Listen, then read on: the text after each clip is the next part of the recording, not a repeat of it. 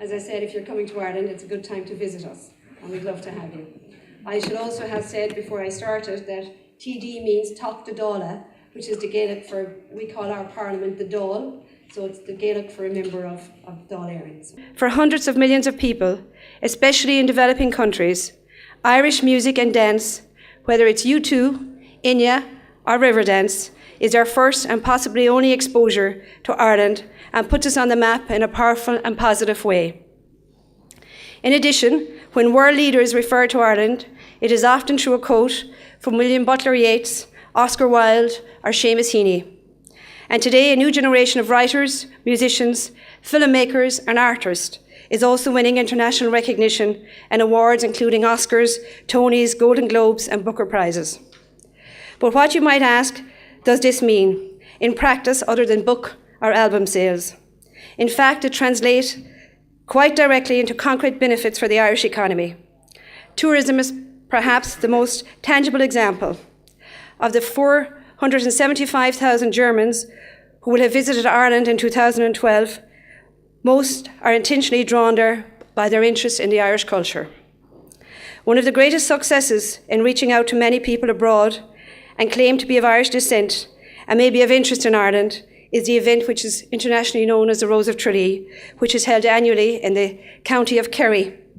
And indeed, Germany takes part in the Rose of Tralee every year and holds an annual German rose selection here in Germany. The last German rose to win the coveted title of the Rose of Tralee was Julianne Dawson in 1990. However, there has been a German rose in the Festival of Tralee every year, and perhaps next year might be German's year again. At this point, I should say that in 2013, we are organising what we call The Gathering. It's an invitation, in essence, to make next year the year to visit Ireland. Communities and groups are organising festivals and events across the country to ensure that next year will be Ireland's truly the land of the Céad Míle Fáilte, 100,000 welcomes. Our culture will, of course, be at the heart of that. And I send an invitation to you all here today to, if you get a chance, please visit our country next year. In this context, it is worth remembering that cultural tourism offers the best growth prospects for international tourism to Ireland and is expected to grow globally by 15%. Less easy to quantify, but nonetheless important, is the general goodwill that a positive knowledge and image of a country's culture can create. As Ireland has gone through difficult economic times, we have certainly experienced negative press coverage abroad, including here in Germany. However, in more recent years, we have seen a much more positive attitude. This is, of course, mainly because of the decisive economic measures that we have taken to get ourselves on the road to recovery. I do think it has helped that most Germans start with a general feeling of goodwill toward Ireland. Whether this comes from a visit there or a favourite book or band, it is always welcome.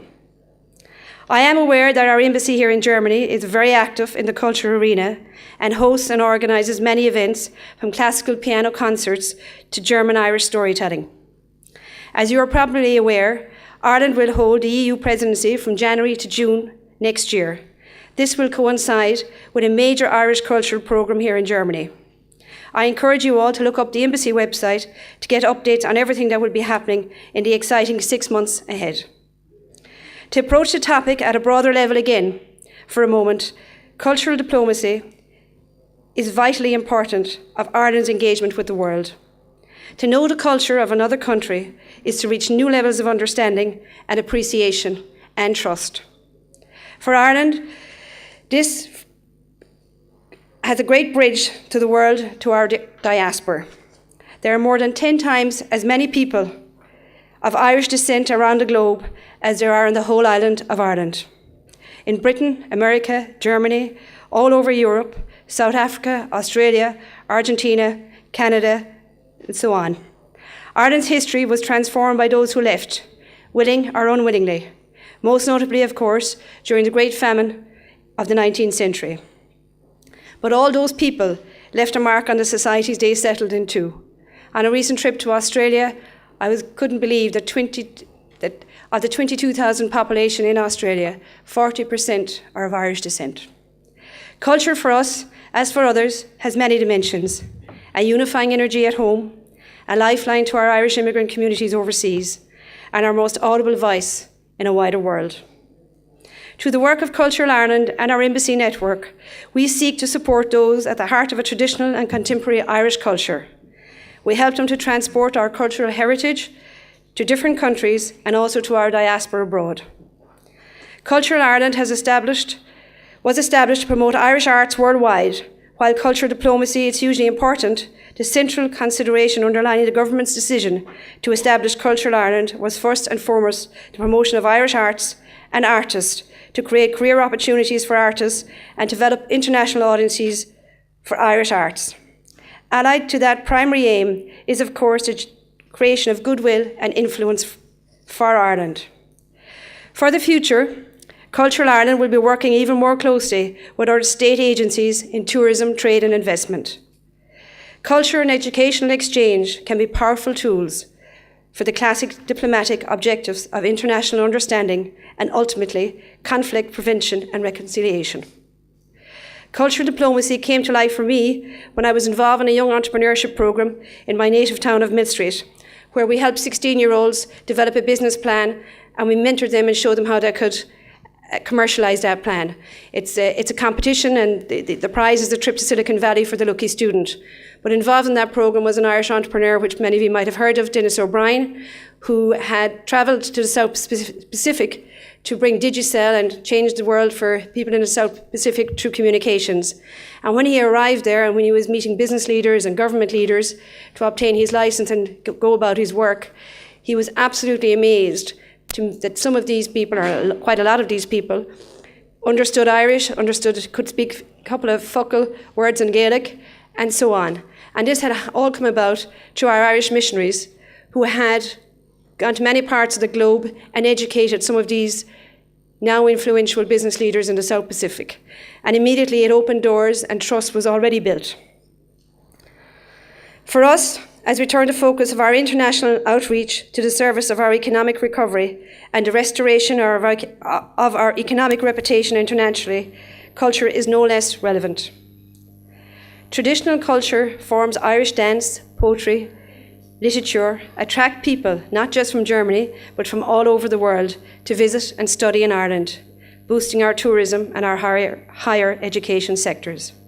But beyond that, our culture is an irreplaceable part of our message to the world. It speaks to our imagination, our creativity, our adaptability and our resilience. Our performers exemplify the energy of modern Ireland, despite the sharpened economic challenges this generation faces. As we emphasise the attractiveness of Ireland as a place to do research and development to international and indigenous companies, we speak about our young, educated workforce, our position as the only English-speaking member of the Eurozone, our universities and our institutes of technology, the specific incentives in place. But the sense that Irish culture has a bent to the imagination, the practical and the unexpected is an unquantifiable but a very significant asset. There are some who would perhaps say that enlisting our culture to the service of economic ends is a negative thing. To me, it is far from that. The European Union, of course, this year won the Nobel Peace Prize. And the fact is that the EU is absolutely the finest conflict prevention mechanism the world has ever seen. Born from a six-nation agreement on coal and steel resources, it has become a forum for more meaningful international dialogue and cooperation than any other in the world. Even in a time of uncertainty and economic crisis, the level of mutual understanding and solidarity that has built up over the last 7 decades is massive and stable. What is the lesson of this? Diplomacy, international understanding rests on international economic connections as well as political and cultural ones. If enhanced cultural understanding can support the political, so can it support mutually beneficial economic links. And a virtuous circle is born, and we could do with a few more virtuous circles right now. It goes without saying, I hope, that governments should not direct or censor cultural expression, but supporting the international expression of our culture in ways that complement our political and economic outreach is about building positive connections. Cultural Ireland and our embassy network will be doing that again during our presidency of the European Union, harnessing Irish cultural performers to give a distinctive stamp to the 6 months, increased understanding of Ireland and the EU, both within Europe and with our major partners in Asia, America and elsewhere. This is another example of culture as a way to bring us together, not despite our diversity, but through our diversity. And just finally, before I finish, I'm going to tell you a little story of the little town that I'm from, which is in Mill Street in County Cork. It has a population of around 1,200 people. In 1992, Ireland had for the third time won the Eurovision Song Contest. And as you know, the country that wins the Eurovision Song Contest has to host it the following year. So it was decided to take it out of Dublin, and the country looked for a venue to hold it in. Mill Street put a step forward and said that we could hold it. We had a very large equestrian centre that has had quite a lot of equestrian shows and so on. And through negotiation, the community won the contract, and we hosted the first ever international event of its size to be held outside a large capital. And the community and the town came together, opened its hearts and opened its homes to many international visitors who came to perform in the contest. And of course, in good Irish tradition, we happened to win the song contest that year also, making it the fourth year. And in the following year, I went to Dublin, and from there, Riverdance was born. So next year, as part of the Gathering Festival, we will be hosting and inviting all the people who performed in Mill Street back to celebrate in Mill Street once more. So it opened ourselves up to a wider world, which we hadn't seen before, and it just truly was a fantastic event. And finally, just to give you a quote from an English poet, "Culture feeds a nation's soul, and men and women of culture are the true ambassadors of a nation's heritage." Thank you very much. Thank you very much. We don't let you go for a moment. By the time we are waiting for the next speaker, we will take some questions, if you don't mind. Okay. Is there any of the distinguished members of the distinguished audience to ask questions to Áine? You covered, I think, all subjects that were expected from you, so there is nobody to ask questions or make comments. Nazar? Yes, I'd be very interested in how the small and medium industry, if you trying to create an entrepreneurship, how that will actually be made as a source of indigenous culture for their culture and creating tolerance and understanding between the people.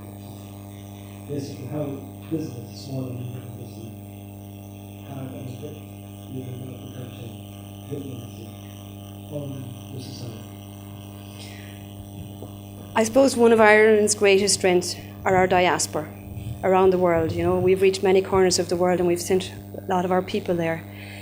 So from a business point of view, I suppose our culture is well known, or at least experienced in many parts of the world.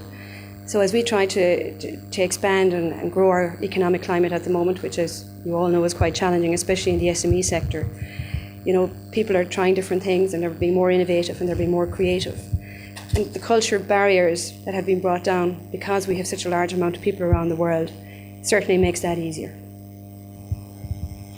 Thank you very much. Any other question? Yes. It's not a question, it's a comment. You forgot to mention you are one of the rare countries in Europe that have a president who's a Pope. Yes. Michael Higgins, he Yes. was a minister for culture. Yes. And to be president of Ireland.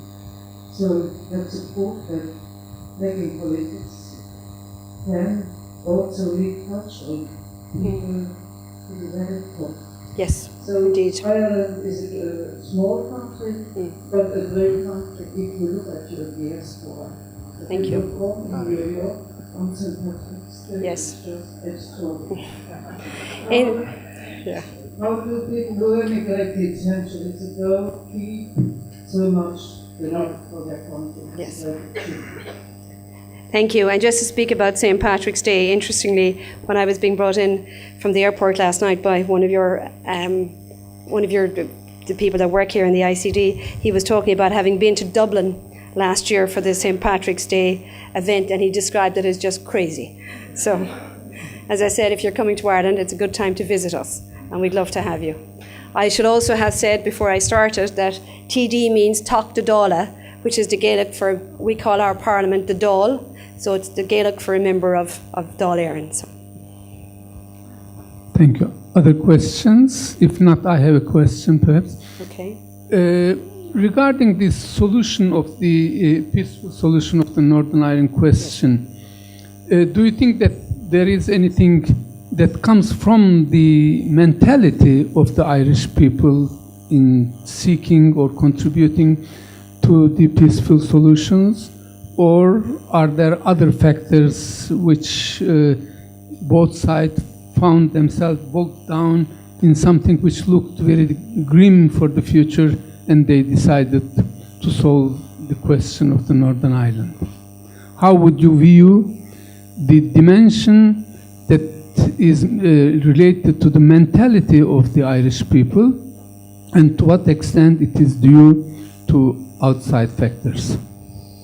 Well, I suppose to talk for a minute perhaps about the conflict in Ireland, which went on for almost probably 85 years. We celebrated being a republic for 90 years this year, but the North, as you know, was not part of the republic and still is not, but at least we now have peace, and we now have it for the last number of years. And I suppose, there was lots of fighting, as everybody would know, and conflict for many, many years. But I suppose some of it is timing, negotiation, people, new generations came along. The famous John Hume, who was a huge influence in making those two sides come together and bringing peace to our country. So I think there's a cultural aspect to it, but I think it's also an element of timing and continued negotiating. Actually, when I was looking up quotes for today, one of the quotes had said, if you can't get through it, if you can't get over it, the only solution is to negotiate your way out of it. So, and again, we find ourselves in that position right now as a country in a whole in the economic situation we're in. We have to get through it. And, last week we're currently about to vote in our Dáil on a budget, which is the second budget since we became part of the Irish government, and we took another 3.5 billion out of the Irish economy. So the pain that's inflicting on our people and on our families is quite devastating. But in order, we have to do it, we have to negotiate it, and we have to work through it to come out the other side, where we will be an economy that's in a positive place again. And it is very difficult and challenging. And it's an incredible achievement for the Irish people to be doing this without marches on the street. People are getting up and they're going to work. People are setting up businesses again. People are getting through the crisis. So there's a great resilience, I think, in the Irish people. We've put ourselves down for a few years. We've dusted ourselves down, and I think we're on the way back. Thank you very much.